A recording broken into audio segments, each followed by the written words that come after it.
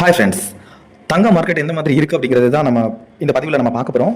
So இன்னும் கொஞ்சம் நேரத்தில் அமெரிக்கா எடுக்க போகக்கூடிய அந்த ஒரு முடிவால் தங்கத்தோட மொமெண்ட்ஸே வந்து பார்த்தோம் அப்படின்னா பயங்கரமாக இருக்க போகுது அப்படின்றத நம்ம எதிர்பார்த்துட்டு இருக்கோம். ஸோ கண்டிப்பாகவே பெரிய லெவலில் ஒரு மொமெண்டம் இருக்கலாம். ஸோ அது என்ன மாதிரி இருக்கும் அப்படிங்கிறத நம்ம டீட்டெயிலாக பார்க்கலாம். ஆக்சுவலாக தங்கத்தோட விலை வந்து பார்த்தோம் அப்படின்னா இப்போ கொஞ்சம் காலமாகவே வந்து ரொம்ப பெரிய அளவில் ஒரு அப்ஸ் அண்ட் டவுன்ஸ் இல்லாமலே இருந்துட்டு இருக்கு. ஸோ இதுக்கு இடையில வந்து பார்த்தீங்க அப்படின்னா இன்னைக்கு அமெரிக்காவோட ஃபெடரல் பேங்க் வந்து இன்னைக்கு ஒரு முக்கியமான முடிவு எடுக்கிறாங்க. ஸோ இந்த முடிவை பொறுத்து தான் தங்கத்தோட விலை அடுத்து எந்த பாதையில் போகும் அப்படிங்கிறத முடிவே பண்ணோம். ஆக்சுவலாக இது வந்து சர்வதேச அதாவது இன்டர்நேஷ்னல் மார்க்கெட்லேயே வந்து இந்த ரேட் கட் வந்து பார்த்திங்க அப்படின்னா பெரிய இம்பாக்டை ஏற்படுத்தும். அப்படிங்கிறதுனால எல்லா மார்க்கெட்டுமே ஆல்மோஸ்ட் வேர்ல்டில் இருக்க எல்லா மார்க்கெட்டுமே இன்னைக்கு என்ன மாதிரியான ரேட் கட்ஸ் இருக்கா இல்லையா அன்சேஞ்சாக இருக்குமா அப்படின்னு சொல்லிட்டு அவ்வளோ பேருமே இந்த அமெரிக்கா ஃபெட்டப்போட அனௌன்ஸ்மெண்ட்டை தான் எல்லாருமே வந்து வாட்ச் பண்ணிட்டு இருக்காங்க. ஆக்சுவலாக தங்கத்தோட விலை வந்து பார்த்தீங்கன்னா லாஸ்ட் ஒரு மாதமாகவே ரொம்ப பெரிய அளவில் இல்லாமல் ஒரு நிதானமாக தான் இருந்துட்டு இருக்கு. ஆக்சுவலாக இந்த பிஃபோர் தீபாவளிக்கு முன்னாடி வரைக்கும் வந்து பார்த்தோம் அப்படின்னா கோல்டோட மொமெண்டம் வந்து சான்ஸ்லெஸ்ஸாக இருக்கும். பெர் டேவே வந்து ஆல்மோஸ்ட் 2000 or 3000 பாயிண்ட்ஸ் வந்து சர்வசாதாரணமாக போயிட்டு இருந்துச்சு. ஆனால் லாஸ்ட் 1 மந்தாவே, அதாவது ஆஃப்டர் தீபாவளிக்கு அப்புறம் கூட என்ன ஆச்சு அப்படின்னா ஸோ மிகப்பெரிய ஃபால் ஆச்சு. ஆனால் அதுக்கப்புறம் என்ன ஆச்சுன்னா ரொம்ப ஸ்லோவாக போக ஆரம்பிச்சது. அதுக்கப்புறம் வந்து பார்த்தீங்கன்னா ஒரு 2 நாள் வந்து அகைன் வந்து கோல்டு ஏறும். ஸோ அதுக்கப்புறம் ஏறினதை இறக்கும். ஸோ அதே மாதிரி இறங்கும். ஸோ இறங்கினதை ஏற்றும். ஸோ இந்த மாதிரி தான் இருந்துட்டு இருக்கு. ஸோ இதுக்கு முக்கிய காரணமே என்ன அப்படின்னு பார்த்தீங்கன்னா அமெரிக்காவோட ஃபெடரல் பேங்கோட வட்டி விகிதம் குறித்த ஒரு எதிர்பார்ப்பு தான்.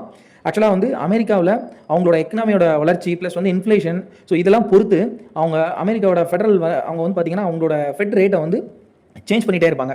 ஸோ நம்ம இந்தியாவில் எப்படி வந்து நம்ம ஆர்பிஐ வந்து ரெப்போ ரேட் வந்து அடிக்கடி சேஞ்ச் பண்ணிட்டு இருக்காங்களோ ஸோ அதே மாதிரி அங்கே வந்து ஃபெடரல் பேங்க் வந்து சேஞ்ச் பண்ணுவாங்க. ஆனால் இதில் ஒரே ஒரு முக்கியமான ஒரு விஷயம் என்ன அப்படின்னா நம்ம இந்தியாவில் எடுக்கக்கூடிய அந்த ரிசர்வ் பேங்க் எடுக்கக்கூடிய அந்த ரெப்போ ரேட்டோட சேஞ்சஸ் முடிவுகள் வந்து பார்த்திங்க அப்படின்னா இந்தியா மார்க்கெட்டில் மட்டும்தான் ஒரு மிகப்பெரிய ஒரு தாக்கத்தை ஏற்படுத்தும்.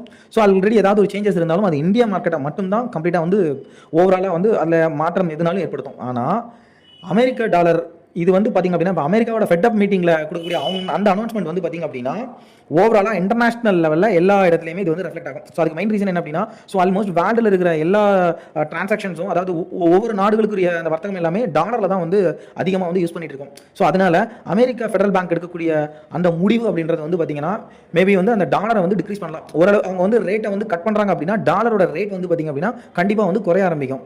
ஸோ அதனால் என்ன ஆகும் அப்படின்னா ஆல்மோஸ்ட் வந்து எல்லாருமே யூஸ் பண்ணிட்டு இருக்கிறதுனால இதோட இம்பாக்ட் வந்து வேர்ல்டு மார்க்கெட்டில் கண்டிப்பாக அது வந்து ரெஃப்ளெக்ட் ஆகும். ஸோ லாஸ்ட்டாக வந்து அக்டோபர் மாதம் லாஸ்ட்டில் வந்து ஃபெடரல் பேங்கோட கூட்டம் வந்து நடந்துச்சு. அப்போது வட்டியை வந்து பார்த்திங்க அப்படின்னா குறைச்சாங்க. ஆனால் அந்த டைமில் அவங்களோட அந்த ஃபெடரல் பேங்கோட ஹெட் வந்து என்ன சொல்லியிருந்தாருன்னா மிஸ்டர் ஜெரோம் பவுல் வந்து என்ன சொல்லியிருந்தார் அப்படின்னா ஸோ இந்த டைமில் நாங்கள் குறைச்சிருக்கோம், பட் ஆனால் நெக்ஸ்ட் வரக்கூடிய கூட்டத்தில் டிசம்பர் மந்த்து ஸோ கண்டிப்பாக வந்து நாங்கள் வட்டி குறைப்பு வந்து பண்ணுவோம் அப்படின்னு வந்து ஷோராக வந்து எங்களால் சொல்ல முடியாது. ஸோ அந்த மாதிரி அவர் வந்து சொல்லியிருந்தாரு. ஆக்சுவலாக இந்த ஒரு சென்டென்ஸ் தான் வந்து பார்த்திங்க அப்படின்னா டோட்டலாகவே கோல்டோட மார்க்கெட்டே மாற்றிச்சு. ஏன்னா அவர் வந்து என்ன சொல்லியிருக்காரு, நெக்ஸ்ட் டைம் வந்து கண்டிப்பாக குறைப்போம் அப்படின்னு எதுவுமே சொல்லவே இல்லை. ஸோ அதுக்கு பதில் மேபி சான்சஸ் இருக்கு அந்த மாதிரி தான் சொல்லியிருந்தாரு. அதாவது குறைக்கிறதுக்கு சான்சஸ் கொஞ்சம் லோ தான் அப்படின்னு சொல்லியிருந்தாரு. அதனால என்ன பண்ணிட்டாங்க அப்படின்னா நிறைய இன்வெஸ்டர்ஸ் வந்து கோல்டுல இருந்து எல்லாருமே வெளியில போக ஆரம்பிச்சிட்டாங்க. ஸோ அதனால தான் நவம்பர் ஃபர்ஸ்ட் 2 வீக்ஸ்லாம் கோல்டோட ரேட் வந்து பார்த்தீங்க அப்படின்னா பெரிய அளவில் வந்து டிக்ரீஸ் ஆச்சு. ஸோ அதுக்கப்புறம் வந்து பார்த்தீங்க அப்படின்னா அமெரிக்காவோட இன்ஃப்ளேஷன் அப்புறம் வந்து அவங்களோட எம்ப்ளாய்மெண்ட் டேட்டாஸ் வந்து ரிலீஸ் ஆச்சு. ஸோ அதில் வந்து இன்ஃப்ளேஷன் வந்து பார்த்தீங்க அப்படின்னா ரொம்ப அதிகமாக இருந்தாலும் ஆனால் நிலைமை வந்து அவங்களோட கையை விட்டு போகவே இல்லை. அதனால ஆல்மோஸ்ட் வந்து எம்ப்ளாய்மெண்ட்டும் வந்து பார்த்தீங்கன்னா ரொம்ப மோசமாக தான் இருந்துச்சு. இதனால் என்ன பண்ணாங்க அப்படின்னா அமெரிக்காவுக்கு ஸோ கண்டிப்பாக வந்து இந்த டைம் வந்து ஃபெடரல் ரேட்டை வந்து கண்டிப்பாக ஃபெட் ரேட்டை கட் பண்ணி ஆகணும், அதை குறைச்சி ஆகணுங்கிற ஒரு கட்டாயத்துக்கு வந்து வந்த மாதிரி ஆயிட்டாங்க.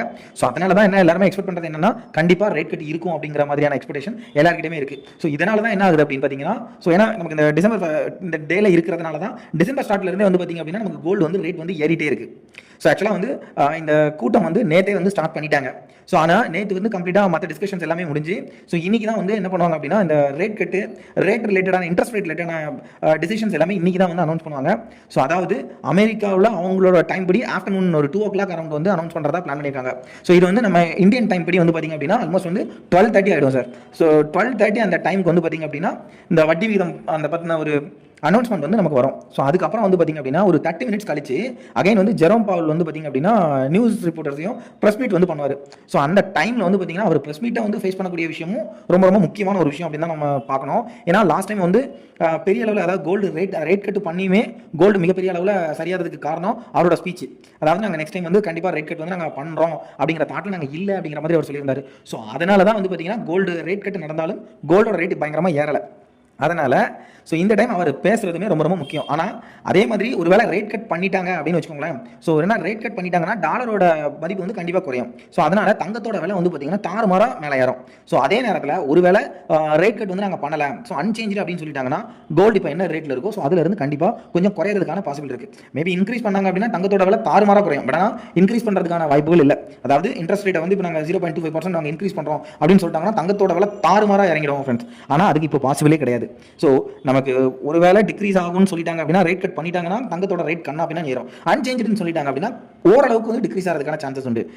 ஸோ ஆனால் இதில் இன்னொரு விஷயமும் நம்ம என்ன பண்ணணும் பார்க்கணும் அப்படின்னா, ஒருவேளை ரேட் கட் பண்ணிட்டானோ அதுக்கப்புறம் அந்த ப்ரெஸ் மீட்டில் வந்து மிஸ்டர் ஜெரோம் பவுல் வந்து பேசும்போது அவர் வந்து இதுக்கப்புறமா எதிர்காலத்தில் வந்து நாங்கள் ஃபியூச்சரில் வந்து கண்டிப்பாக அகைன் வந்து இதே மாதிரி ரேட் கட் நாங்கள் பண்ண மாட்டோம், ஸோ இதுக்கு அடுத்து வந்து சான்சஸ் வந்து ரொம்ப லோவாக இருக்கும் அப்படிங்கிற மாதிரி சொன்னார்னா இன்வெஸ்டர்ஸ்க்கு எல்லாருக்குமே அட்லீஸ்ட் ஒரு கொஞ்சம் ஒரு ஃபியர் இருக்கும். ஸோ அதனால் என்ன பண்ணுவாங்க அப்படின்னா பெரிய லெவலில் வந்து இன்வெஸ்ட் பண்ண மாட்டாங்க.